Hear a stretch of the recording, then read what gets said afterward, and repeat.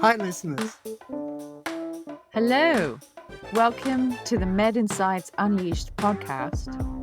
With your hosts, Z. and John.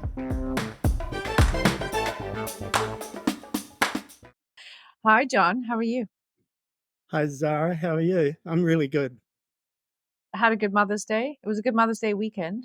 Yeah. We had a fantastic Mother's Day weekend. We went to the movies. We had family over, so it was really good. Nice time. Mother's Day was Mandy only an rested. American holiday. Sorry, go ahead, Ari. I said I We thought missed Mother's that. Day was only an American holiday. I didn't realize you celebrated it in Canada. Oh, yeah. Don't you know that Canada is America's cousin? I think you guys actually want to take over Canada, but I'm saying no. Actually, a lot of us are saying no to that. And we also celebrate it in Australia, Ari. Fascinating. Okay, well, John, I'm going to hand it over to you. Listeners, we have the amazing team with us here. Dr. Ariel Goldman, who's the Director of Orthopedic Trauma. And with him is Lewis Collins from Northwell Health and Cohen Hospital. So hello and welcome both. Good afternoon. Good afternoon. Glad to be here. Can you tell the audience a little bit about yourselves? Aria, can you go first and then Lewis? Thank you for the introduction there. Very kind. My title as a physician is an orthopedic traumatologist. And basically what that means is that I have subspecialty training after my orthopedic residency, specializing in fracture care. So basically, acute fractures, meaning fractures that just happened, fractures that haven't healed, fractures where there's some sort of complication in the healing process, infections, fractures of complex areas of the body in order to treat those fractures, such as the pelvis, are really the cornerstone to orthopedic trauma practice. All orthopedists, have fracture fixation in their toolbox, but that's pretty much all I do. All I do is fix broken bones for a living and try and get patients the best result possible. And Lewis, would you like to give the listeners a little bit about yourself and what you do over there? Yeah, sure. I'm the hired help.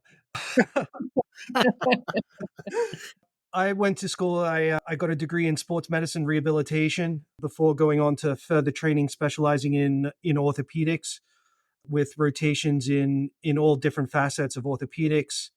And I've been working for the past 16 years in fracture care. Well, that's great. Listeners, we will be having a discussion around hip fractures today and what causes them, treatment of trauma, as well as rehabilitation. And John, this is good for us because you and I, with our background in oncology, this is a really new and exciting topic. So we get to learn even more just along with our audiences. I just read in a publication regarding hip fractures in the United States by Sweeney et al. They were stating that in the United States, there's around 260,000 to 300,000 hip fractures in the United States, which is a lot. But what was even more important was by the year 2040, they're predicting that number will go up to over 500,000 hip fractures a year. Can you tell us a little bit about hip fractures, what's behind the hip fracture, the disease, and then also what you're doing at Northwell Health to fix these hip fractures, as you said? Sure, no, my pleasure. Thank you, John. As our population across our country is getting older, and the reason for that is because our medical technology has improved. We're able to keep patients alive longer.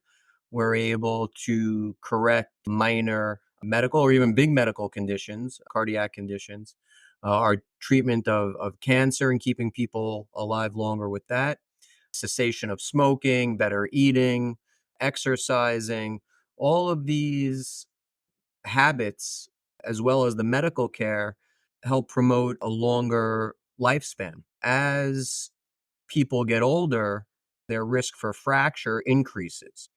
And it's not just due to the bone quality, it's because their risk for falls increase. factors for risk for falls are, as we get older, poor vision, poor hearing, cognitive issues, balance, core stability, inner ear problems. Mm. All these can lead to imbalance and more frequent falls. And once you're having more frequent falls, that combined with osteoporosis is the harbinger for hip fractures. Hip fractures, if not treated appropriately, have a high complication rate and have a high mortality rate in the patients that suffer it. We've learned so much over the past couple of decades in how to effectively treat hip fracture patients. Even when I started training, it was sort of, well, let's let these patients sit around for a few days. Let's make sure that we get them as medically optimized as possible over 3, 4, 5 days. And then let's bring them into the operating room, maybe 5, 6 days after their fall. And then they'd stay in bed for another 3, 4 days before getting them out of bed because they were in pain. And it was just a prolonged cycle where patients never really got back to their previous level of function. And there was a relatively high complication rate regarding pneumonia, bed sores, UTIs. So even though we were repairing these and conceivably being able to get patients out of bed, the fact that our care of these patients was delayed was actually, even though we thought we were benefiting the patient, actually wound up being counterproductive. Where we are now, we realize that hip fractures, I don't want to call them an emergency, but they're definitely an urgency. We realize that the sooner we get to hip fractures, the better the patients do. When I say get to them, I mean fixing them surgically. Because once we fix a fracture surgically, that patient out of bed. Hip fractures are extremely, extremely painful. And any sort of movement of the leg and any sort of trying to move the patient out of bed or even putting them on a bedpan, for example, is extremely, extremely painful. So until you repair the hip fracture, that patient is in pain and at risk for complications such as bed sores and urinary tract infections because the patients can't get out of bed and go to the bathroom, and they're just soiling themselves constantly. What we've realized over the years is that patients don't need to be perfect in a perfect medical condition in order to have a good outcome from hip fractures. What we've learned is that having a fracture that sits around for a long time before it gets fixed is actually more detrimental than getting a patient in as good a condition as quickly as possible, usually within 24 to 48 hours, and then getting them into the operating room to have these hip fractures repaired. And we've seen a much greater decline in complications as well as death from hip fractures with this more aggressive approach to repair of hip fractures and getting that patient mobilized as quickly as possible. So, Dr. Goldman, thank you for explaining that. And I guess my first question to you that I have is this very center specific, or are you seeing this sort of standard of care being applied across the United States and even, I don't know if you can comment globally? That's an excellent question. And it's definitely not just what we're doing here in our hospital. We like to think that we're sort of on the forefront of this because we see such a high volume of hip fractures. But the this transition from delayed care to early care is taking place all across the world. And as the medical literature is being shared, these protocols are being rolled out. And a lot of them are taking place not only in decentralized systems like the United States, but centralized systems like Canada and the UK, where patients do better. When patients do better, it controls costs. And when costs are controlled, there's more money to spend on other aspects of the healthcare system and help patients in other ways. Not only has it been a big boon for the patients themselves in being able to survive hip fractures, but also for systems based care where we're able to administer care in a high quality fashion rapidly and ultimately save money of that cost of interaction because patients are having less complication. It's really been a win-win all over the world because it's helping patients, which is ultimately our goal and the most important thing that we do. But a nice secondary gain has been that this earlier care actually leads in less cost to the healthcare system. Question to both of you. Lewis, you sent us several publications recently, and congratulations on those and the recognition associated with those publications. Maybe you'd like to actually talk about the rationale behind those publications, because you've got such a large database that's available to you through Northwell Health. I think the audience would like to know what you're doing in that regard. Yeah, thank you. One of my primary jobs here is to help facilitate research. One of the things that we see here in our health system is an astronomical number of hip fractures that come through. Historically speaking, I have research spanning more than 10 years, and we average about 250 to 300 hip fractures as a single surgeon with Dr. Goldman per year.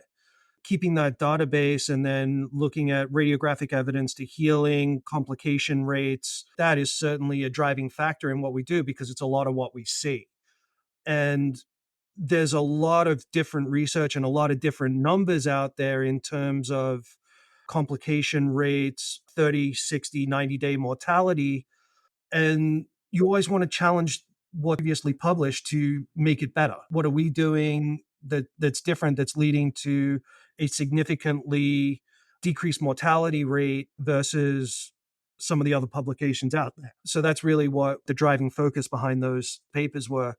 And the other thing is historically, their hip fractures have been a high source of mortality and decrease in function through COVID and things like that, where we were trying to keep patients out of rehabilitation facilities and decreasing their exposure to COVID-19. And the effects of that led to some of the research that we've recently been publishing in terms of how do we decrease length of stay, increase patient satisfaction in a safe and controlled manner that benefits the patient.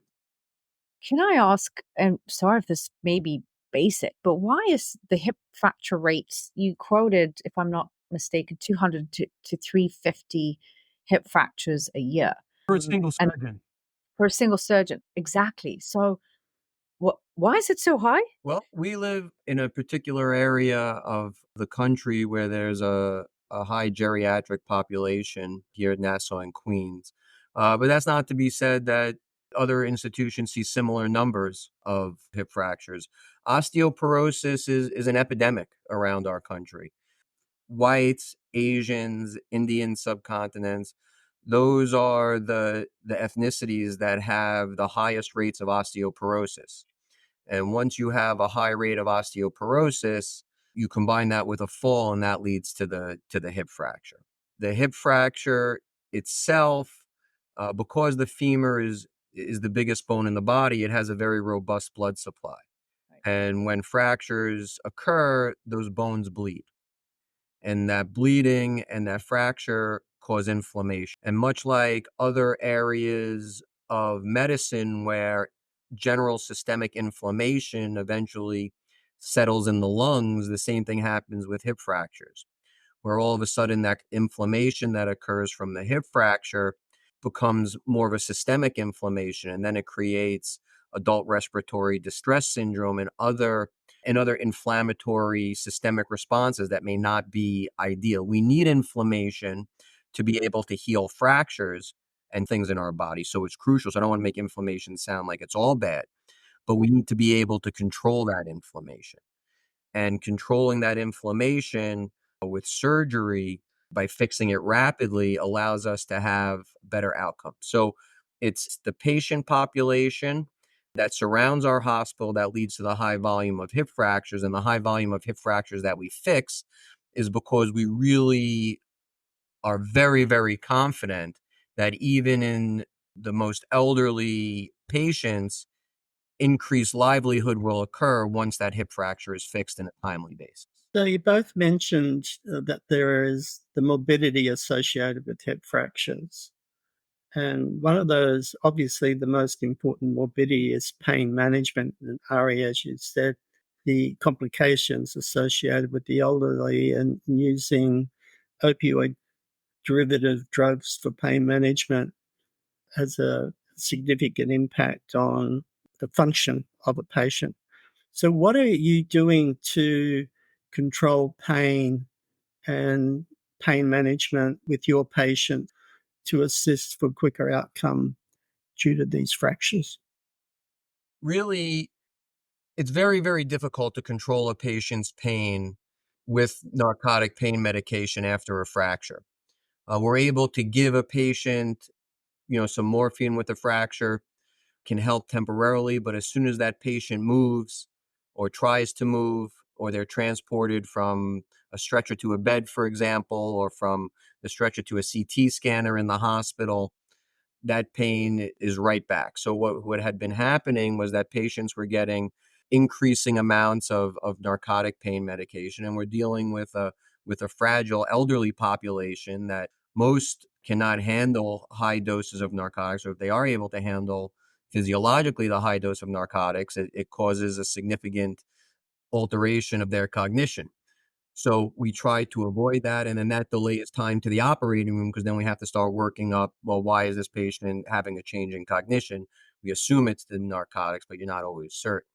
Hmm. So what we're developing and what's been shown to be very helpful is anesthesia in the form of nerve block in the emergency department. And under ultrasound guidance, the emergency room physicians who have been trained by our anesthesia colleagues are able to apply local numbing medicine to the nerves surrounding the hip, what we call an fascia iliaca block. And this allows patients with hip fractures that are being seen in the emergency department to need almost zero narcotics preoperatively. Wow. And it's also been shown that their narcotic demand postoperatively is less. This is not from studies at our institution. This is studies from other institutions, but this is why these very strong studies have allowed us to adopt this without many people saying, hey, why are you doing this? That's Questioning the efficacy? yes, questioning the efficacy of what you're doing when the literature is so obvious as to the benefit of this intervention. And it was really just making certain that the emergency room docs were appropriately trained on this technique and that the equipment for them to do this was available. And we've seen, really beautiful results from this, and we're putting together more data so we can join the list of institutions that have published this with positive outcomes for their patients. That's absolutely fantastic work. So, kudos to the both of you and your institution for, hopefully implementing this even more. And so I guess my question then, a follow-up question would be, if I'm a patient that is seeking for this specific nerve block component that you speak about, would I have to research that? How would I get to know where this is occurring across the United States? That's an excellent question. I'm not certain that information is available to the general public. What I can say, though, from the literature, talking to colleagues, the bigger the institution, the more academic the institution, and the Mhm. higher volume of hip fractures they see, the more likely they are to be having this intervention. So the smaller community hospitals, probably a little bit less likely. The bigger academic centers, probably a little bit more likely based on what I've seen in the literature where these are being performed. So you bring up a good point. Is hip fractures now really a multidisciplinary team event? You've got multiple people involved in the treatment care. We are fortunate that we were able to obtain a grant from the Hartford Foundation that allowed us to partner with our geriatrics colleagues in creating this GOCO program, this geriatric orthopedic co-management program. And in our institution, we've been able to get the hospitalists involved because they're sort of on the ground on a day-to-day basis in the hospital. And we've really been able to streamline and create set protocols for the optimization, the clearance and optimization of our hip fracture patients, where the patient is admitted to a service and under a physician, so they're probably most likely going to be admitted to orthopedics, co-management with a hospitalist and a geriatrician taking care of the medical comorbidities associated with this patient, and there's strict protocol as far as who needs advanced cardiac imaging. Does every patient need an echocardiogram before proceeding to surgery, or are there certain flags? Does every patient with a history of lung cancer, do they, even though they might be breathing fine, do they need a chest CT before heading into surgery? Does the patient with a pacemaker, what do they need before heading into surgery? By having streamlined protocols about who needs advanced workup prior to the operating room, and by really narrowing the amount of patients that need these advanced workups to get the patients into the operating room sooner and have better outcomes. At the end of the day, apart from the medical comorbidities associated with fractures, especially in and around the hip, it's a mechanical problem. Whenever we break a bone, there's increased motion and abnormal motion in places that shouldn't have motion. And when we get bone edges that are rubbing together because of gross motion, our bones are a living tissue, and most people don't think of it like a living tissue. It has pain receptors, it has arterioles, and it has a blood supply. Stabilizing fractures early decreases abnormal motion at the fracture site, which decreases pain. And that's the other part of it. So it's not just managing preoperatively or postoperatively. The sooner we fix the mechanical instability of the fracture, the faster they get out of pain because those bone edges are not behaving abnormally. And then patients would also still seek rehabilitation after? Or does it also decrease the need for rehabilitation? Most patients require physical therapy and rehabilitation afterwards. Whenever we see these types of fractures, a fracture is just a soft tissue injury that's propagated to the bone. So our bones are all lined with soft tissue, muscles, fascia, subcutaneous skin. All of that gets bruised and banged up. We have multiple attachment points for muscles in and along the bone, in and around the hip. Instead of tearing muscles, we fracture it. There's inherent weakness in the gluteals, the abductors, in and around the attachment points where these fractures occur that need rehabilitation because the larger the muscle group, the faster it atrophies, the longer it takes to rehabilitate. To your point, and what you said is true, the longer we wait to get patients into surgery, the longer Mhm. their rehabilitation will be. Although even the patients that we get in rapidly still require therapy. Just recently did a publication on COVID versus non-COVID patients. And that was interesting that the average was around 2 days. We were at the center of the epicenter, as they like to say around here, Yeah. as the pandemic, and we learn most in medicine when things are shaken up a little bit. We're doing things to react to a situation.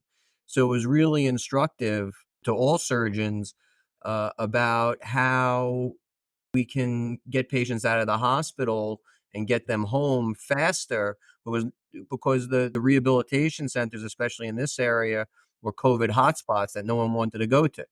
So making certain that patients are able to get out. And that's where, stepping to another field of orthopedics, just for a brief second, total joint replacements being done in ambulatory surgery centers.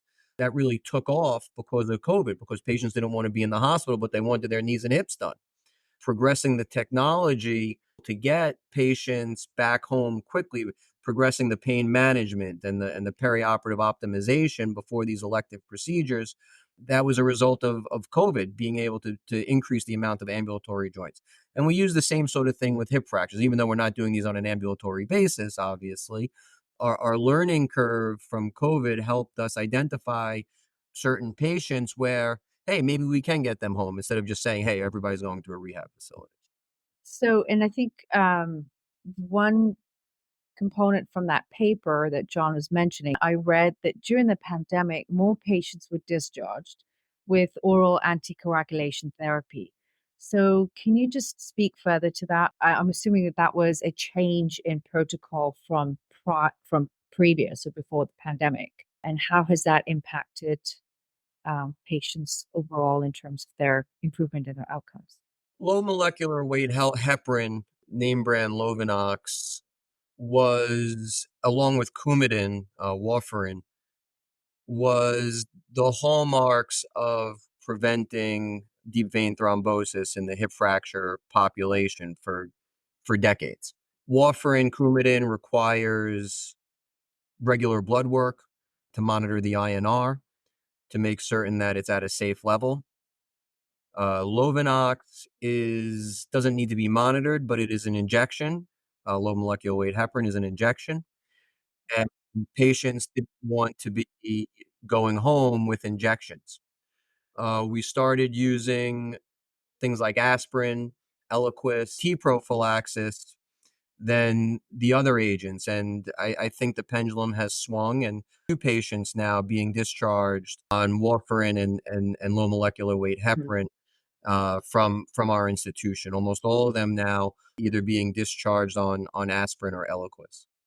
Another question I have is new technology, and how is new technology impacting your treatment of trauma? Well, technology is shaping medicine everywhere from inside the operating room, obviously, to outside. We are, if we focus on sort of what goes on inside the operating room, technology is allowing us basically to almost turn us into Superman and give us X-ray vision and allow us to see things as if we could see right through a patient. So it's allowing us to make smaller incisions, have more precise alignment of the fracture that we're repairing, having more accurate placement with decreased surgical time and decreased anesthesia time. So the benefits of technology in the operating room are tremendous.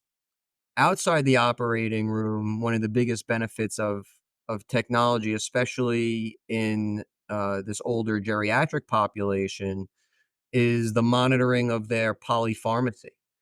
You would have no idea what this patient's internist was giving them or what their gastroenterologist. Older patients are seeing more and more doctors as we get older. All of us see more and more doctors as we get older. Being able to have an electronic medical record where we can follow up on exactly what a patient's medications are and find out who that doctor is and have a direct communication with them. The facilitation of communication between healthcare providers is one of the biggest benefits of technology. It's so much easier to get in touch with people now. We can ask questions. You wouldn't be able to find a doctor's phone number in the phone book ever. Call their office and maybe they get a message, maybe they don't, and through no fault of the doctor. It was just the technology and the little sticky notes and where'd that sticky note go. So technology has definitely facilitated doctor to doctor communication, as well as the technology in the operating room, which has made patient care better. And any comments around 3D printing? Because I know that that is also something that's entering or has entered the operating room as well. 3D printing, I think, is coming into all parts of our lives, from you buy on Amazon to technology in the operating room. A lot of the implants that we put into patients are based and are fitted to the bone, based on 3D printed models of the bone that have been created. So what manufacturers are able to do, they're able to take scans of hundreds of thousands of cadavers of their femurs, if we're working on a femur and hips, and being able to put that into an AI and then get a 3D printout of what would fit into those bones the best based on the variation across ethnicity around the world. In the operating room, we're actually getting 3D printed implants from manufacturers, and this allows us, in my field, to help with bone defects. We're able to create this scaffold that can fit into a bone defect and allow bone, once it's bone grafted, allow bone to grow on this scaffold that's custom made to fit the defect in this patient's bone and give it the highest chance possible to heal. So I can't say that I'm using 3D printed technology every day in the operating room, but we're using it very, very frequently. And it's also helpful for creating models of very complex fractures. The pelvis is a very complex three-dimensional bone with no flat sides and corners. It's all rounded, very complex anatomy. Being able to take with you into the operating room a three-dimensional printout of what your pelvis fracture looks like allows you to have a better plan going in for the reduction, from meaning putting the bones back into position and the fixation of those fractures in the most minimally invasive way possible. And have you found that within like the institution having the access and ability, yeah, the access to this 3D printing has decreased some costs, or would it be an increase in costs? I'd like to say that the cost is probably neutral at this point.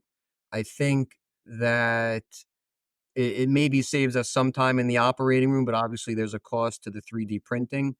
There's sort of in the pre-op planning stage, as far as the surgeon goes, I'd say it's probably cost neutral. Where I think it's saving money is on the manufacturer side. They have to spend a lot less capital, like I was just mentioning about the femora, being able to kind of model that. It saves companies in research and development costs because they're able to, with a much smaller sample size or a lot less intensive harvesting of that information, be able to put it into something that anatomically contoured implants can be made from. Just like to recognize the team at Northwell Health. You've done a video which is on YouTube with yourself and your team talking to doctors internationally about orthopedic trauma and patients that are receiving trauma injuries due to blast injuries. Well, the that's another thing that actually came out of COVID was the increased use of telemedicine. Uh, Lewis has some experience with that. Yes. Post. So should I break? Better access to us. More immediate getting on the horn, so to speak. It's all of the above. Increases in technology and the ability to work internationally is something that Northwell Health has really prided themselves on. Getting involved in various projects to assist in aspects of orthopedic trauma that most people don't even necessarily see has been great for us, but it also benefits everybody because knowledge is shared in a much faster and much more rapid sort of way and in real time. You can video conference into somebody in another country that may need assistance on something that you see every day that they don't necessarily deal with. Or it could be as simple as, hey, I want to run these x-rays by you. What would you do in this situation given what we have available? And what they have available in terms of implants, plate sizes, whatever else, and you work with them to come up with different treatment algorithms based on availability of products too. Where we're very blessed in that we have access to everything that some of the other countries don't. It's certainly decreased angst of other countries and operating with limited resources because you have the availability to get in touch with people who can point you in a direction of a bind. But it's globalization of healthcare is the other aspect of it, meaning that it's not just regional in terms of papers, research, and everything else. It's publicized worldwide. Everyone's sort of getting on the same page. We see the results. There's nationally and internationally.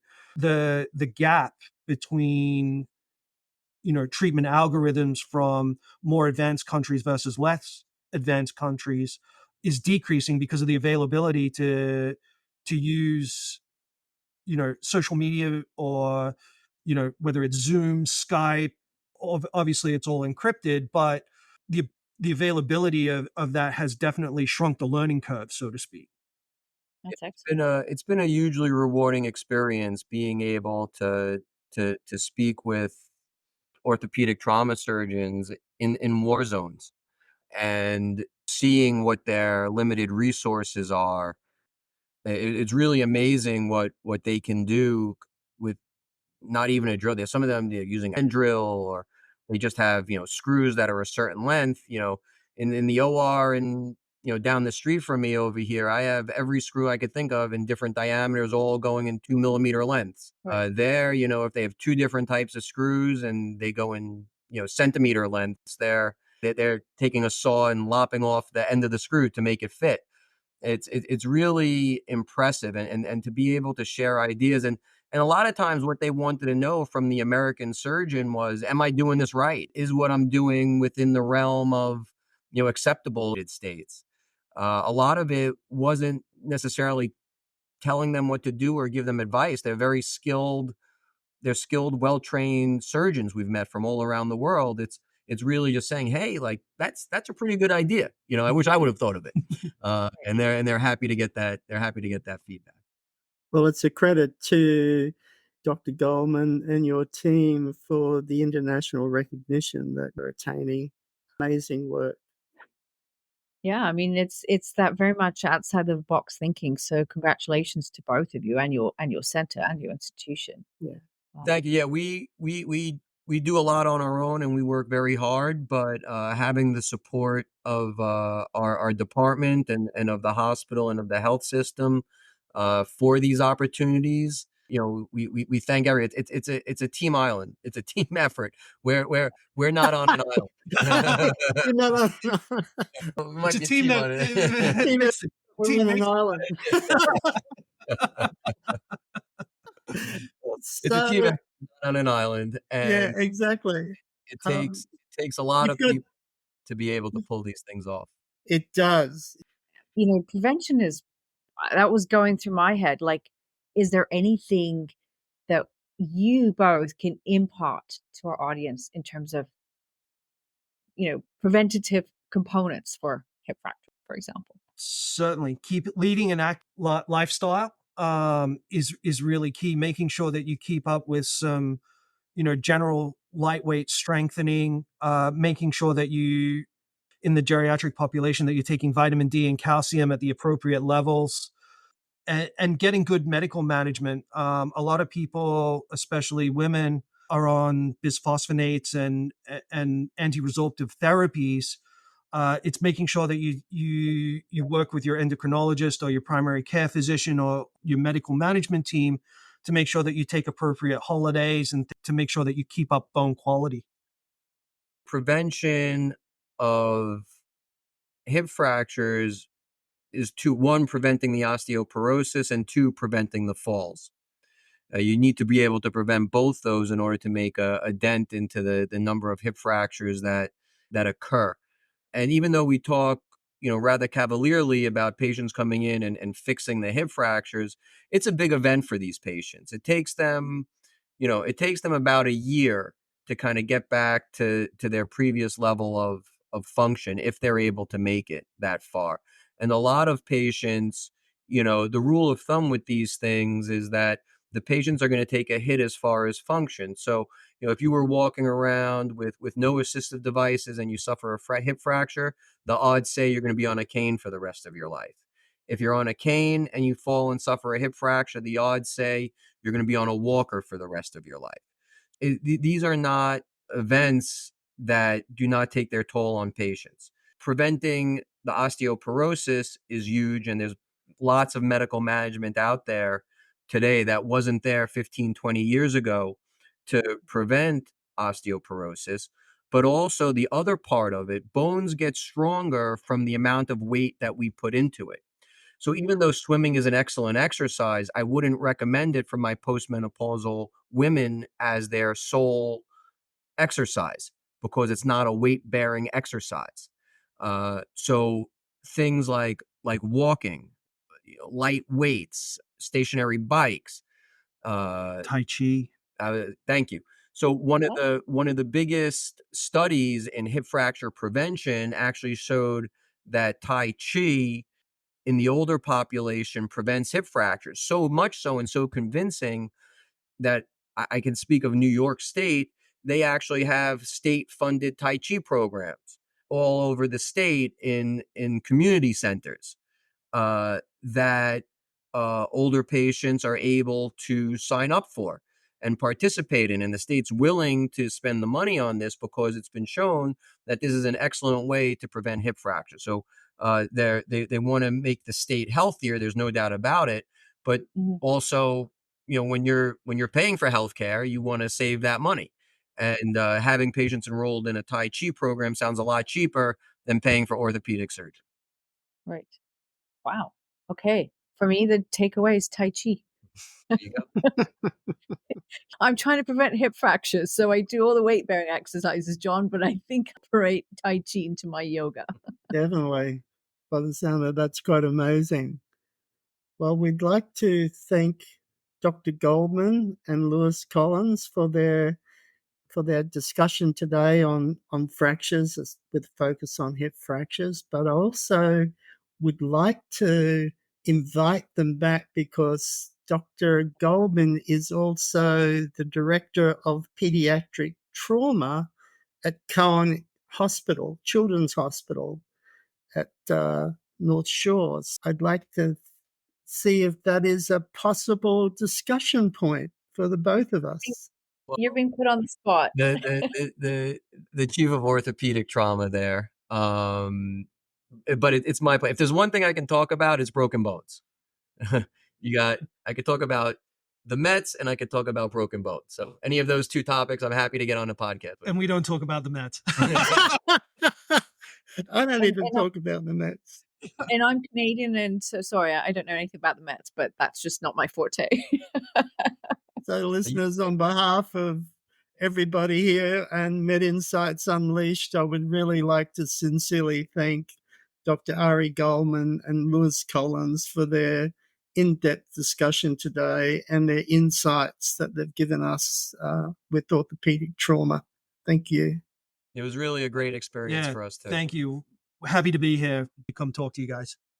Thank you. And you guys will definitely be back. We need to talk more about your research. Thank you both for your time. I would have let you take credit for that. That's okay. I'm not that ego. It's mine. No. No, the research is a team event. We have a fantastic group of young scholars here that are all on board with putting it in, and it comes from everywhere. It's physician assistants, athletic trainers, medical students, residents, attendings, all coming together to look at these types of things. So it's really a team involvement with the research. One person can't really take all the credit, but I will say that Dr. Goldman, as head of the team, probably does get the credit. My name just winds up on the paper. Well, thank you, John. It was great discussion, and I learned a lot today. So, like I said, my takeaway is Tai Chi. So, thank you, guys. All right, guys, take care. Ciao. Bye.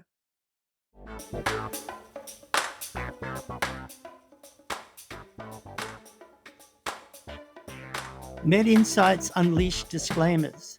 This podcast is for general information purposes only and should not be considered healthcare advice in any way. The podcast is not intended to replace professional medical advice. The use of the information and material linked to the podcast is at the user's own risk. Med Insights Unleashed is not responsible for any losses, damages, or liabilities that may arise from the use of the podcast. Importantly, please consult your healthcare provider for individualized guidance and treatment. Thank you, and we look forward to you being with us on the next Med Insights Unleashed podcast.